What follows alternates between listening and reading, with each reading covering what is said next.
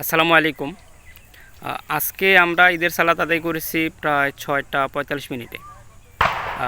আমার মনে হয় যে বাংলাদেশ এটাই প্রথম যে এত সকালে ঈদের সালাত অনুষ্ঠিত হয়েছে। তো ইবনে সুফিয়ান রাদিয়াল্লাহু তাআলা আনহু থেকে বর্ণিত একটা হাদিসে পাওয়া যায় যে নবী করিম সাল্লাল্লাহু আলাইহি সাল্লাম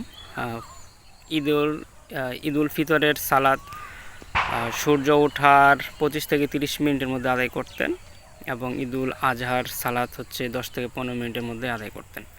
তো সেই প্রেক্ষাপটে বাংলাদেশে এই সুন্নতটা পালন করা হয় না, কারণ বাংলাদেশে যে দেখা যায় যে সকাল 7টার পর 7টা 7টা 30 8টা বা 9টা বাজেও ঈদের সালাত অনুষ্ঠিত হয়। তো সেই ক্ষেত্রে আমাদের যে ইয়াটা ছিল যে আমরা নবীর সুন্নত অনুসারে নবীর হাদিস অনুসারে খুব ভোরে সালাত আদায় করব এবং সেই জন্যই 6টা 45-এ আমাদের ঈদের সালাত অনুষ্ঠিত হয়।